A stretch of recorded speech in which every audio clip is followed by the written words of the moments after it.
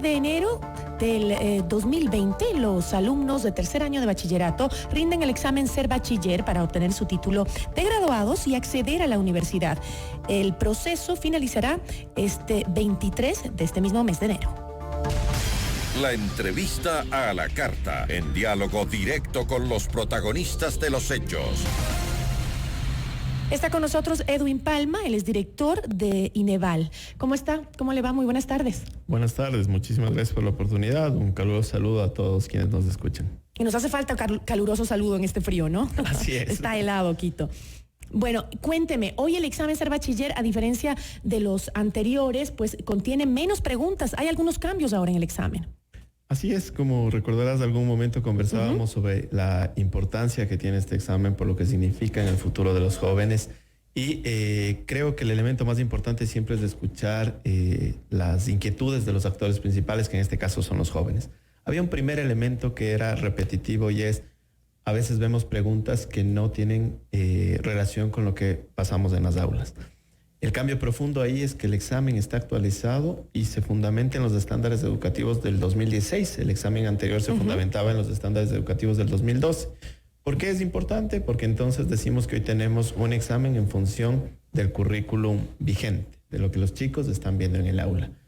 El segundo elemento es que había que identificar de forma técnica, con suficiente estudio científico, cuál era el número adecuado de preguntas. Por dos elementos. El primero es que por la propia sensación que se tiene alrededor del examen, por lo que este significa, el proceso emocional al que se ven sometidos los jóvenes ya tiene una carga de tensión súper fuerte. Si a eso le agregamos una evaluación extremadamente largo, corremos un riesgo, que las últimas preguntas que se van respondiendo, ya el cerebro va bloqueando la respuesta objetiva, pese a que el chico en condiciones distintas podría responder esa pregunta, ya en ese momento de tensión y estrés bloquea la respuesta correcta y por tanto la medición ya no es tan adecuada como debería. Por eso es que se llega a identificar en un trabajo que se desarrolló durante todo el 2019 que el número de preguntas son 120 y adicionalmente tú tendrás en cuenta que este es un examen que actualmente está fusionado. En el año 2012 nace el ENES, Acceso a Educación Superior. En el 14 se sustituyen los que nosotros llamábamos los exámenes de grado con el Ser Bachiller.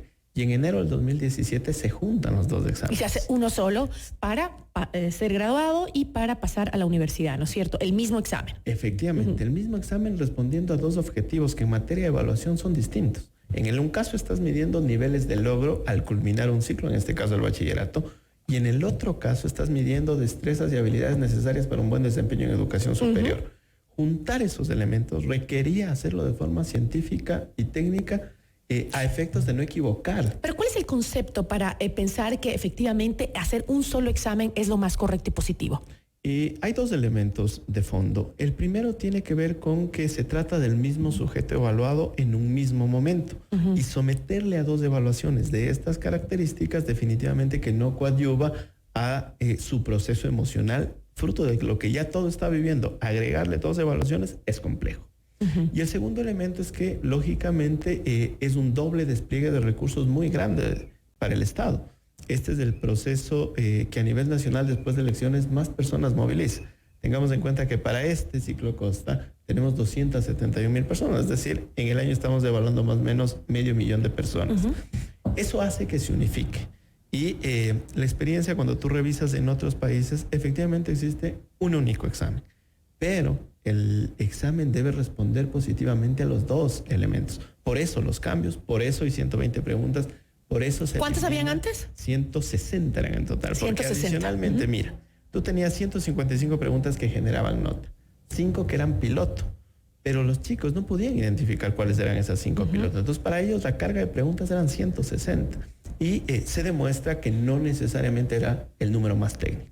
120 se ajusta a lo que las universidades buscan, a lo que el Ministerio de Educación busca. Y estamos bastante satisfechos porque los resultados preliminares nos muestran un buen comportamiento del instrumento. ¿Cómo mides eso? Tenemos dos poblaciones, ¿no es cierto? La primera, chicos bachilleres de procesos anteriores que se someten por 2, 3 ocasiones del examen y chicos que están cursando tercer año de bachillerato. El instrumento de evaluación debe ser capaz de ser igual de difícil o igual de fácil para las dos poblaciones y debe arrojarnos resultados muy similares. Aquí tal vez vale la pena detenernos en un tema. Si el examen está sirviéndote para acceder a educación superior en una estructura donde estamos clarísimos que en las carreras de alta demanda va a ser el elemento determinante, debe entonces resultar lo más homogéneo posible en el resultado. No tener por una parte chicos de 1000 y por otra parte chicos de 500. El promedio, si se te ubica, por ejemplo, en 700, que es lo que ha venido pasando, y tú tomas el puntaje de corte de las carreras de más alta demanda, es real que tenemos un gran número de chicos que no pueden acceder. Eso nos lleva tanto a CENESID, al Ministerio de Educación y a INEVAL a proponer los cambios del instrumento. Ahora, entiendo yo que de cada 10 estudiantes que dan la prueba, acceden 6. ¿No es así? Sigue siendo bajo. Así es, el secretario lo había señalado, pero creo que hay que resaltar un elemento que es positivo para nosotros y es, hay acciones ya muy concretas que se han tomado para ampliar la educación superior. Tú tienes que el país hoy cuenta con oferta en línea como una realidad. Ya varios chicos están cursando, de hecho, el segundo semestre de clases en esta modalidad, que te da una respuesta en el corto plazo y que ya ha funcionado a nivel internacional. El segundo elemento es, ha crecido mucho la oferta de formación técnica y tecnológica, porque la propia reforma a la Ley Orgánica de Educación Superior te la revaloriza, te la pone en tercer nivel, y ahora estamos entonces en un cambio a nivel ya de sociedad.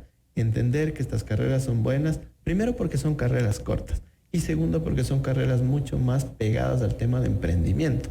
Es mucho más fácil para un tecnólogo emprender que, por ejemplo, para un licenciado. Entonces, esos son elementos positivos. Hay también ya el apoyo de la CENESID y otras instituciones de Estado para fortalecer temas de infraestructura. Es decir, creo que está el camino marcado hacia el problema central, que es ir incrementando oferta académica. Ahora, entiendo que hemos superado 3 puntos la deserción, ¿no? Hemos mejorado, es decir, ya no tantos chicos desertan el ir a la universidad, digamos.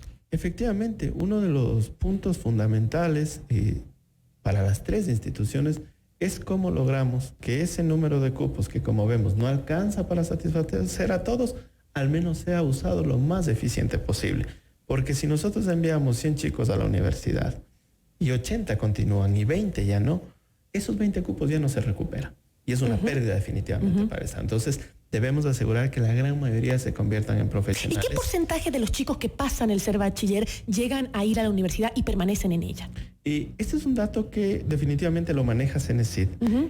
A nivel general, tanto INEVAL como Mineduc, lo que tenemos como un elemento es que han planteado las universidades la necesidad de trabajar en forma conjunta para bajar los elementos de deserción, y ahí el examen es un indicador clave, porque, claro, ¿qué es lo que nos pasa de repente en las carreras? Ingresamos a la carrera y resulta que en una ingeniería el componente de matemática, el componente de física son fuertes. Y entonces 1 o 2 meses y el chico decide dejar la carrera. Por eso el instrumento de evaluación debe estar en la capacidad suficiente de llevar a quien está en las mejores condiciones, pero sin descuidar un elemento que nos plantea los Objetivos de Desarrollo Sostenible y que es un desafío a nivel internacional. Cómo poner la educación para quien más lo requiere, es decir, para quien está en menores condiciones, quien tiene condiciones vulnerables frente al acceso. Entonces, la combinación de todos esos elementos es lo que hoy estamos trabajando. Para nosotros fue una gran noticia que hace un mes, en el mes de diciembre, la UNESCO decidió documentar 2 procesos de evaluación en cerca de 18 países, seleccionó 2, uno de los cuales fue el Ecuador. ¡Ah, qué bueno! Pero el resultado en sí no lo podemos palpar todavía, porque están en este momento dando el examen justamente con los cambios aplicados. Así es. Sin embargo, INEVAL siempre monitorea, culminada la evaluación, lo que hacen es enviar los reportes a una plataforma y se monitorea el comportamiento del instrumento, porque entendemos las ¿En qué factores? Uno, obviamente, es lo que me conversabas hace un rato, que es el que ya de inicio, el tener menos preguntas al chico, pues le ponen en una actitud mucho más tranquila, es decir, no está tan estresado. Al ver, tengo 160 preguntas, Dios mío, en tanto tiempo, eso ya es un factor positivo. Pero ¿cómo mides el resto de resultados? Ese es un elemento. El segundo es, el instrumento se construye con una media teórica, es decir, hay una estimación de las habilidades que tienen los chicos y unos niveles de dificultad en las preguntas. Entonces, nosotros esperamos una curva de comportamiento si es que el instrumento está manejándose bien ya en la aplicación. Entonces, lo primero que se hace es verificar que esté dentro de esa curva teórica y que la media se esté ubicando donde nosotros habíamos planificado. ¿Y dónde habían planificado ubicarla? Nosotros ubicamos alrededor del 55% los niveles de preguntas en las que la gran mayoría de personas tienen las habilidades necesarias para poderlas responder. Ahí es donde debe ubicarse necesariamente ya el instrumento en territorio. Luego hacemos una comparación entre instituciones, viendo que no hayan resultados atípicos, viendo que los elementos, por ejemplo, tú escucharás ahora o habrás visto en redes que mucho se habla sobre el tema de física. Entonces, ¿sobre qué, perdón? Sobre el tema de física. Sí. Hay demasiadas preguntas de física. La realidad es que no. El examen tiene, de las 120, 16 son preguntas de física. Y física se está comportando bien, porque así como tienes preguntas sencillas, también tienes preguntas con un nivel de dificultad mayor. Pero el objetivo central que perseguíamos con este instrumento de evaluación es que el resultado sea homogéneo, porque se necesita incorporado hoy para tú postular por un cupo tienes 60% pesa nuestra nota de examen y 40% pesa la trayectoria académica del joven, lo que el joven hizo alrededor de sus años de estudio.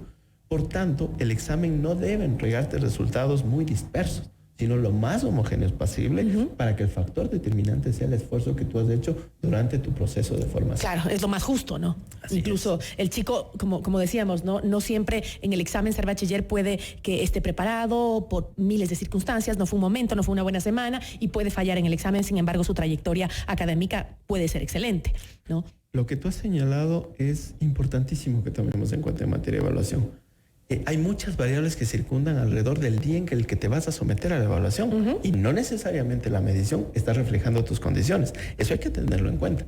Pero sí refleja de buena manera... ¿Y no debería cambiarse ahí el porcentaje? Porque el mayor porcentaje lo tiene el examen ser bachiller. Así es, se está estudiando. Creo que Cenecidas viene liderando un trabajo muy positivo alrededor de agrupar bien las variables y tener el mejor mecanismo de acceso que sea posible. Debería ser, yo creo, porque hay chicos que no tienen este temor o no flaquean el momento que los pones bajo presión. Depende de personalidad, no necesariamente tus capacidades, tu conocimiento y tu trayectoria académica, sino es simplemente tu personalidad. Eres una persona que bajo presión tal vez no funcionas bien, pero eso no quiere decir que que no estés preparado o que no tengas las capacidades suficientes para ir a la universidad.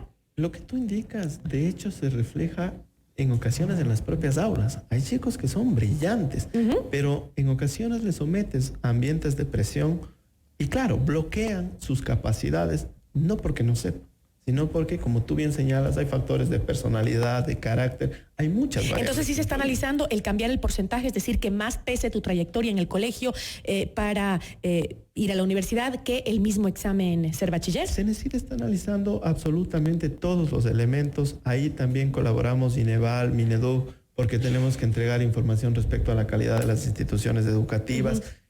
Lo que creo súper positivo, y si me permites llegar a esta conclusión, es que hemos marcado una hoja de ruta alrededor de atacarles a los problemas fundamentales y que nos den resultados, como tú bien has señalado, no necesariamente en el cortísimo plazo, pero vamos a irlos viendo en el corto y mediano plazo. Esperemos que así sea. Le agradezco muchísimo por habernos acompañado a Edwin Palma, director de INEVAL, para conocer los detalles de este examen que se está rindiendo en estos días, justamente el ser bachiller con nuestros estudiantes. Muchísimas gracias a ustedes por la oportunidad. Creo que siempre es importante poder brindar información suficiente, sobre todo que baje los niveles de incertidumbre en un proceso tan sensible como el ser bachiller.